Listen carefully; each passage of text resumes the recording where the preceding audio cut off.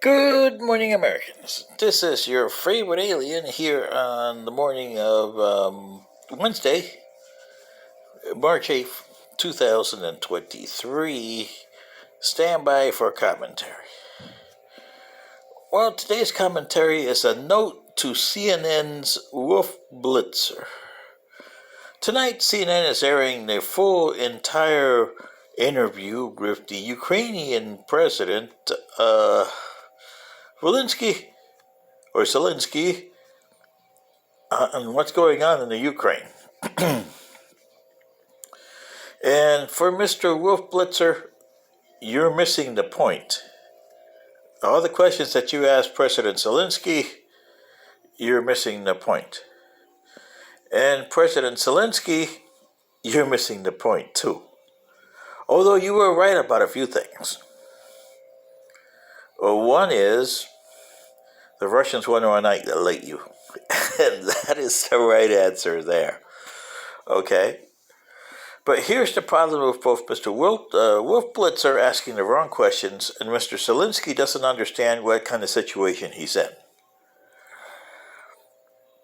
And whether you like him or not, Vladimir Putin has a right to growl with the United States interfering in a war that they shouldn't be in. Which is right. Because you're either all in or not in at all in a war. And there's only one reason that you fight a war. You want to annihilate the person, and the other person is fighting you back to survive. In the case of this, well, that's what Putin wants, and that's what Zelensky's doing, survival. And it doesn't matter weapons or money, as in Mr. McCarthy over here in the Republican Party, yeah. No blank check allowed for the Ukraine. Well, you got a point there too. But it's not about money, McCarthy. It's about where you're going to end up in the future, and, okay? So for Mr. Blitzer, the only reason you go to war is you want to annihilate a person, and the other person wants to survive. There is no, as you asked him about you asked the Ukrainian president about the one soldier that got killed, and you showed the execution on CNN as a precursor to the interview that you're having tonight. There is no such thing as negotiations on war and rules of war. There is no rules of war. Let me tell you a story there, Mr. Blitzer. I'm an alien from another planet. And like I told these dumb humans here countless times, when we survived our stupidity of our ancestors, they blew themselves up. 14 billion of them died in their home ancestral planet. It took us a century before they blew her up, but we found the planet, and it took us another 2 centuries to get it to be habitable for us. It was a disaster, but it's the closest planet we could find, and we didn't have much time. That's something you don't have as much time here as humans. But about a century after we colonized the planet, that's about 300 of your years after we went in there, we had to build a space station, spent two centuries on the space stations, till we got the planet the way we wanted it, with the atmosphere the right way and everything else. Yeah. Well, about a century or so after that, the arch enemy of humanoids, called the Mushka, they're a reptilian race, and by the way, their home planet is here. Earth is their home planet, so you guys have a distinction of having two bad societies. Theirs, reptilian, and yours, humanoid. Ugh. Poor Earth. I can't understand how a planet can be so bad and have so much bad luck like this one does. Well, anyway, they attacked us, and we were just barely over 3 million at the time. And the Mushka could outnumber us in ships. The technology was a little better than ours. And we were doomed. The only thing that kept us in the fight was our tactics were better than the Mushkas. So we could hold them off, but we couldn't hold them off for long. And the nearest systems around were insectoids, another reptilian race, which didn't like the Mushka, and arboreals, which consist of, primates that would live on trees, where the arboreals were far from the trees. They were way beyond your technology. I would say about 23rd century technology, Star Trek equivalent at the time. And the insectoids, we sent a blanket distress call. Didn't expect anybody to answer it because we were humanoids and there wasn't any agreement between any other races at the time. Next thing we know, we had assistance from the insectoids. Their technology was superior to the Mushka, their ships were better, and they helped us. Once the Mushka were driven out of our system, we asked them, okay, we appreciate the help. How can we repay you? Because we know that you can't have anything there. And all they told us is, there's no repayment necessary. We are different in certain ways and alike in others. We both like our freedoms. We both like peace better than war. We're not warmongers.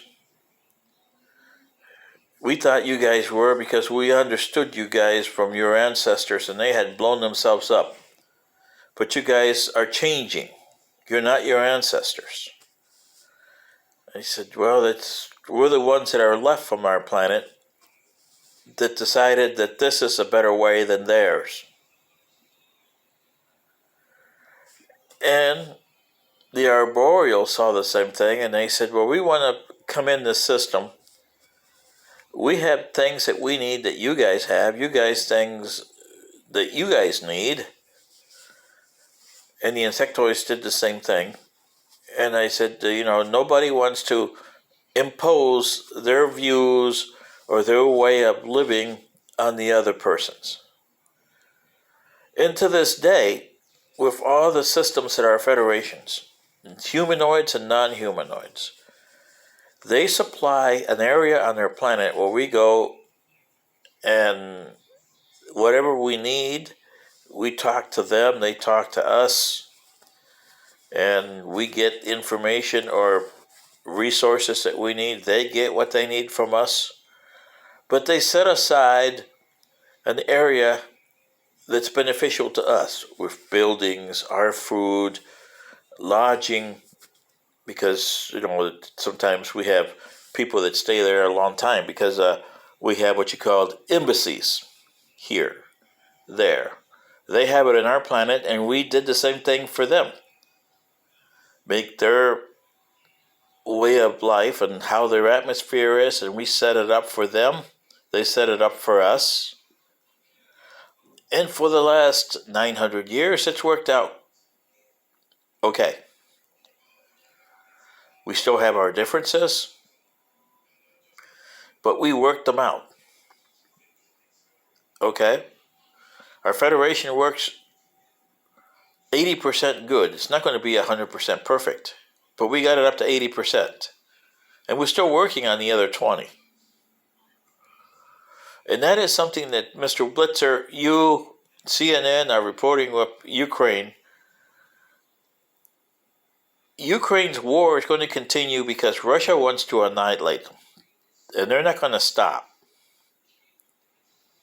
Same as the Mushka would not stop with us, they didn't stop with you. And the reason why we didn't interfere or help you is because you guys are not even close to our version. And when we asked for help, we know that we were not the dominant species here, and we needed help from somebody at their terms.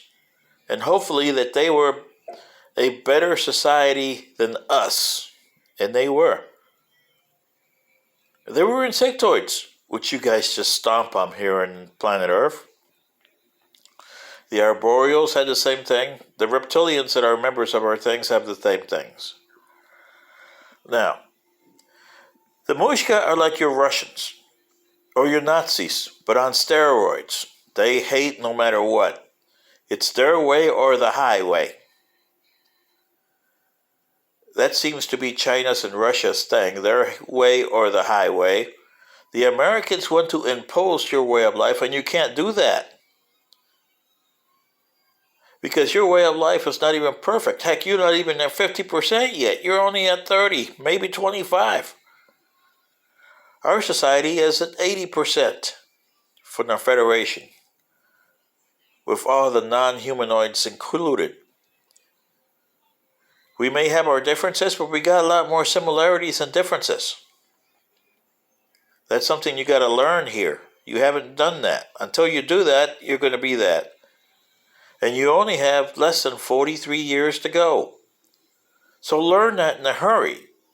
Give me something to go on that I can tell my bosses, yeah, they have declared help.